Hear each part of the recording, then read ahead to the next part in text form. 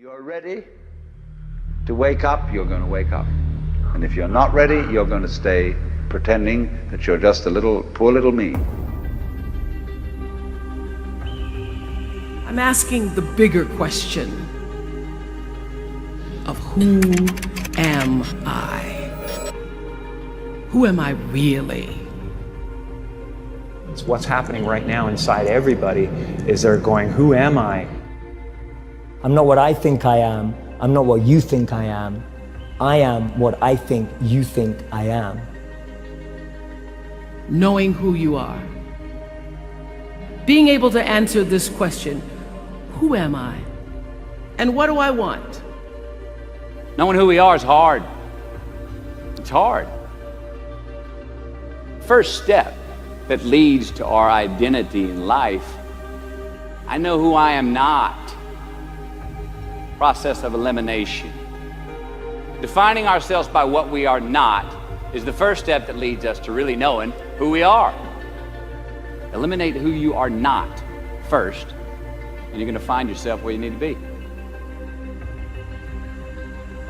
Your life journey is about learning to become more of who you are and fulfilling the highest, truest expression of yourself as a human being. You must have some kind of vision for your life. Even if you don't know the plan, you have to have a direction in which you choose to go. What burns in your heart is important for you to pay attention to because it never goes away. If you wake up pursuing your math, you're gonna have a rough life. That's why people wake up in a rut. Their life has no purpose, no meaning. They're not morning people. I'm just not a morning person. You're not a morning person because you're not living in your purpose. See, you hate waking up because you're waking up and you don't know the reason. You're waking up and you don't have no design in mind. You want to be in the driver's seat of your own life because if you're not, life will drive you. Knowing who you really are in this space and time that we embody. You must find a way to serve. Martin Luther King said that not everybody can be famous, but everybody can be great because greatness is determined by service. The real truth is that service and significance, service and the significance that you bring to your service is that which is lasting. When you shift the paradigm of whatever it is you choose to do to service and you bring significance to that, success will, I promise you, follow you. Service and significance equals success. Put your honor where your mouth is. When you give your word, keep it. Do the work. Get your hands dirty. And then you'll begin to draw strength from the understanding, the true knowing that history is still being written. You're writing it every day. The wheel's still in spin, and what you do or what you don't do will be a part of it. You build a legacy, not from one thing, but from everything. You have no idea what your legacy will be because your legacy is every life you touch.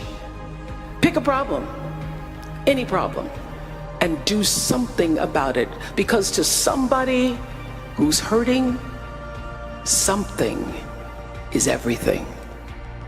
Eat a good breakfast. It really pays off. Pay your bills on time. Recycle, make your bed. Aim high. Say thank you to people and actually really mean it. Ask for help when you need it. And put your phone away at the dinner table. Be nice to little kids. Be nice to your elders. Be nice to animals. And know that it's better to be interested than interesting. And if you're fighting with someone you really love, for God's sakes, find your way back to them because life is short even on our longest days. Your job is not always going to fulfill you. There will be some days that you just might be bored. Other days you may not feel like going to work at all. Go anyway. And remember that your job is not who you are. It's just what you're doing on the way to who you will become. Look for the lessons, because the lessons are always there. And the number one lesson I could offer you where your work is concerned is this: become so skilled, so vigilant, so flat out fantastic at what you do that your talent cannot be dismissed. This will save you. Stop comparing yourself to other people. You're only on this planet to be you, not someone else's imitation of you. Your life journey is about learning to become more of who you are and fulfilling the highest, truest expression of yourself as a human being. That's why you're here. I've discovered one thing about life. Life does not give us what we need. Life almost always gives us what we deserve. And if we want to deserve more, we have to become more valuable. Someone defined value by simply the size of problems that you're capable of solving. So there are two pains in life you and I are going to suffer from, like it or not. One is the pain of discipline, one is the pain of regret.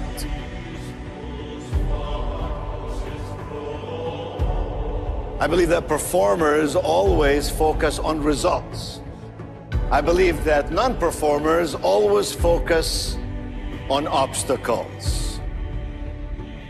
Which are you? Excellence is a habit that you acquire through training and habituation. You can't be excellent Monday, Wednesday, and Friday, and take Tuesday, Thursday, and Saturday off. That wouldn't make any sense. You're either an excellent person or you're an ordinary person. Albert Hubbard once said, one machine can do the work of 50 ordinary people. But he said, no machine, oh no, no machine could ever do the work of one extraordinary person. Until you have found something you're willing to die for, you're not fit to live. And one of the key things you want to do is simply remember this: few things are as powerful for you to win in your own unique way as staying in the game, staying with your purpose, staying with your goal longer than the world thinks it's sane for you to keep on pursuing your dream. Separating yourself from the masses. The fact is that most people are afraid of change. The masses are afraid of change. I am not advocating change for the sake of change. Very often change does not inure improvement, but improvement is always the result of change. So where does that confidence I'm talking about comes from? If for the confident change leads to opportunity, where does one get this confidence? Well, I believe, ladies and gentlemen, that the only place confidence can come from is competence. When you've got your knowledge, when you've got your skill, when you've got your experience, all merging together congruently and in focus. The result then is competence. We say in these ever-changing times, it is the survival of the most competent. We have no choice, you and I, but to be competent. The older I get, the more I recognize the happiest people, the most successful people, just have great attitudes. They just get up in the morning feeling good about life. Get up in the morning singing praises that they are alive, that they can walk and talk, and that they are professionally engaged, that they have friends and they have a brain, and they can apply all of that for the common good. There's actually data that shows that people with passion and dreams live 7 to 10 years longer. You can add a decade of years to your life. And there's a medical term for this. It's called apoptosis. Apoptosis is when your brain believes you've outgrown your usefulness, which can happen at any age. We see it most often when people retire, get laid off, experience an empty nest. And when you stop dreaming, the brain sends a message to the body that it's no longer needed, and people start to mentally or physically self-destruct. Genuine personal power is the ability to consciously choose one's own aims, one's own attitude, one's own actions. That's true power. When I can choose, and no matter the chaos, I can choose a positive attitude. No matter the chaos, I can choose what I want. No matter the situation, I can choose my next action. That's personal power. The ability to will yourself into thinking, feeling, or doing something, that's real personal power. And when you can do it with a positive bent towards humans, towards others, then you're a leader.